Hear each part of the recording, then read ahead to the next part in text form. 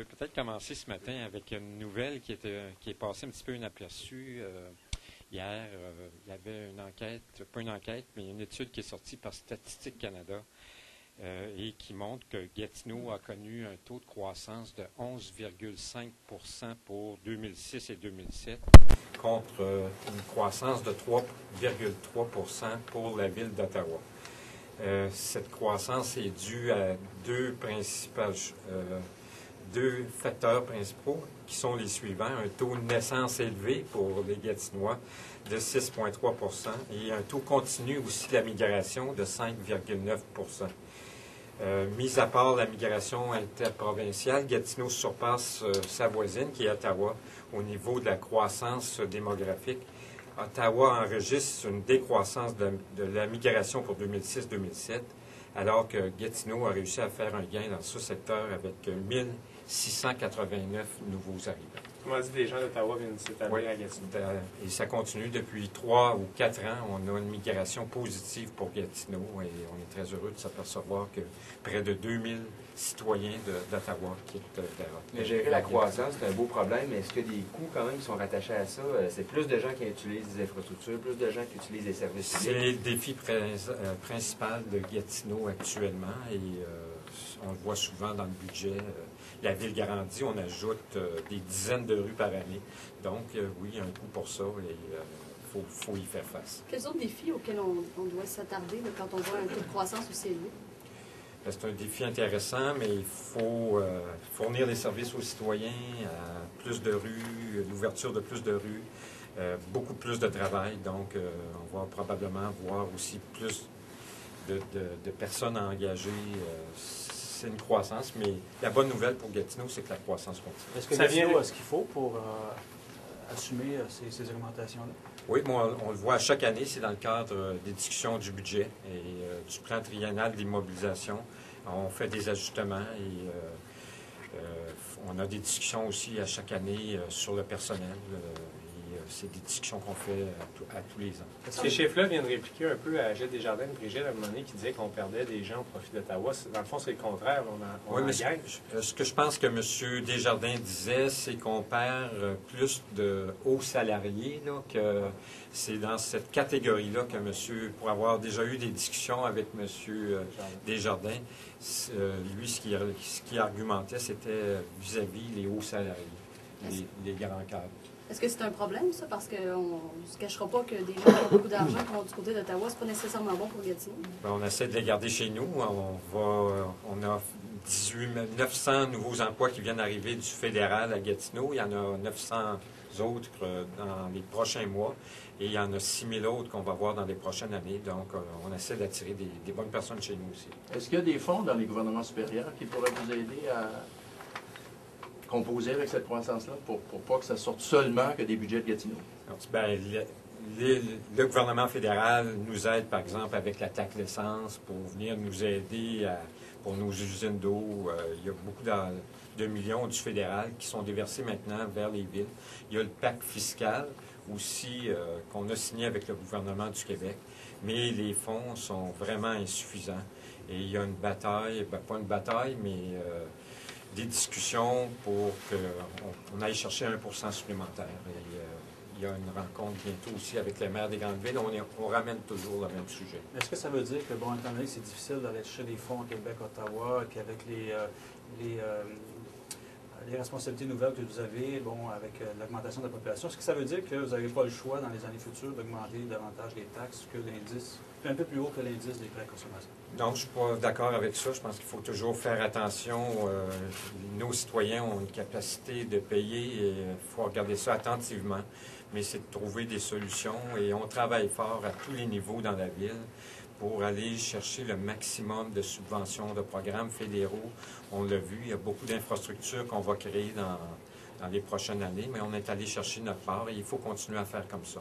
Est-ce que c'est difficile pour Gatineau d'aller chercher certaines subventions alors que le gouvernement dit bon, ben, vous êtes une ville prospère, ça va bien, vous avez moins besoin d'argent que d'autres? Est-ce que vous entendez des fois ce discours? Oui, on entend parfois ce discours-là. Je l'ai entendu dans certains dossiers, mais jusqu'à date, en tout cas depuis que je suis maire, on a une très belle collaboration avec le provincial et le fédéral et je pense qu'on est allé chercher vraiment de très grandes subventions et on continue toujours, on est toujours très, très actifs. Mais quelles subventions vous ont échappé à cause de la prospérité et l'agrandissement de Gatineau? Je dirais qu'il n'y a pas de subvention qu'on n'a pas été chercher. On entend parfois des choses. Par exemple, là, actuellement, on cherche à aller chercher des subventions pour notre aréna. Pour les 2 glaces du côté de Nicolas-Gatineau. Bien, on nous dit, on entend parfois qu'il y a peut-être ailleurs au Québec des arénas qui sont plus mal en point. Fait qu'il faut ramener Gatineau là-dedans. Et puis, c'est toujours des discussions, mais ça prend une bonne part de notre temps. Quel service aurait pu souffrir de cette augmentation de la croissance au cours des 2-3 dernières années? Des services qui n'ont pas été dotés de budget supplémentaire, par exemple.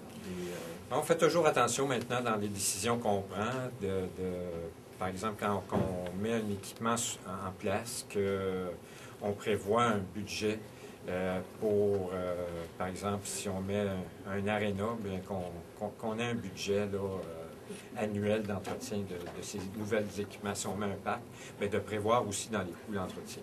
Mais est-ce que la croissance aurait pu se faire trop vite par rapport au budget déjà alloué pour certains services? Je ne crois pas que la croissance se fasse trop vite, mais c'est beaucoup de travail. Et puis c'est un beau défi pour Gatineau, puis c'est un beau défi pour le conseil municipal.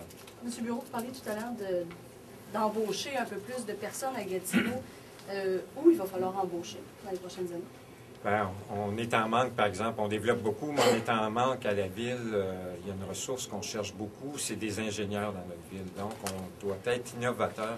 M. Côté le mentionne souvent, il faut vraiment aller chercher du personnel spécialisé comme ça. Et on va travailler très fort parce qu'on a besoin aussi de bons personnels. On a du très bon personnel à la ville de Gatineau, mais il y a parfois des ressources que tout le monde s'arrache, comme les ingénieurs. On sait le développement de Gatineau, donc le privé embauche beaucoup d'ingénieurs. Donc, on doit on doit être très, très innovateur pour aller chercher des ressources comme celle-là. Est-ce que c'est une occasion de faire appel au privé? On peut être créateur et aller chercher des ingénieurs au privé, mais il y a un beau défi pour Gatineau. Le défi de la croissance, c'est un beau défi. Outre les ingénieurs, est-ce qu'on va devoir embaucher plus de policiers, plus de pompiers, plus de cols bleus? Bien, vous l'avez vu avec le schéma de couverture de risque, avec le nouveau niveau qu'on doit fournir aussi dans les services policiers. On va engager avec le schéma de couverture de risque 112 nouveaux pompiers. On a engagé des policiers. On doit, engager plus de personnes. Est-ce que l'indice de criminalité a bougé, a augmenté en raison de cette nouvelle croissance de ça, population, savez-vous? Ça, je ne le sais pas. Je laisserai un spécialiste répondre à ça. Ça serait M. Arène, entre autres, qui pourrait vous répondre à ça. M. Bureau, l'autre coprésident. Oui. M. Dupont, Mme Grand-Maître. La réponse la semaine prochaine. On va vous l'annoncer pour le conseil municipal de la semaine prochaine. Un homme, une femme? Je ne sais pas. On va attendre à la semaine prochaine. Vous admettez déjà une coprésidence ce matin? C'est déjà... On verra la semaine prochaine. Kinexport, M. Bureau, Kinexport, Ouais. là où vous allez rembourser les gens là-dedans, la ville a perdu combien? Je n'ai pas le détail technique, je pense. 122 000. 122 000. Bon, si M. Tiquette a dit. Monsieur le Beaumaire, êtes-vous en train de dire que tout ce que M. Tiquette dit est vrai? Je sais pas. M. Martin pourra vous fournir la réponse tantôt. Non, mais moi j'ai une question là-dessus parce OK. que vous aviez vous-même soulevé cette question-là, le cautionnement des organismes. Oui. Et là, vous allez cautionner, entre autres, un organisme pour la rénovation des quais à Elmer. Donc, vous continuez quand même à cautionner des organismes. Bon, on a vu, les dernières années, ça vous a parfois coûté cher.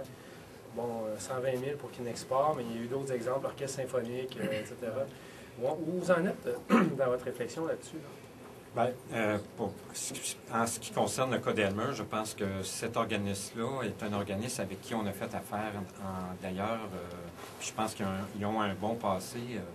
On n'a qu'à penser à la capitainerie ou à la marina d'Elmer qu'on a faite en collaboration avec ces gens-là. Le conseil d'administration, le club a bâti une capitainerie qui va venir à la ville de Gatineau. Donc, on a eu une très bonne expérience avec la capitainerie.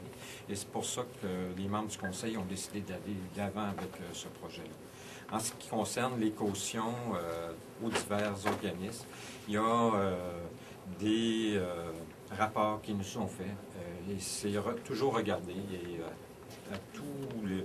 Je ne peux pas dire à quelle fréquence on en a, mais jusqu'ici, le conseil municipal a eu des rapports et c'est toujours quelque chose qu'on vérifie beaucoup. C'est considéré au cas par cas, autrement dit. C'est considéré au cas par cas et si il y a quelque chose qui est problématique, ben, on reçoit l'information de notre administration pour regarder le tout. Mais dans quel cas vous les autorisez?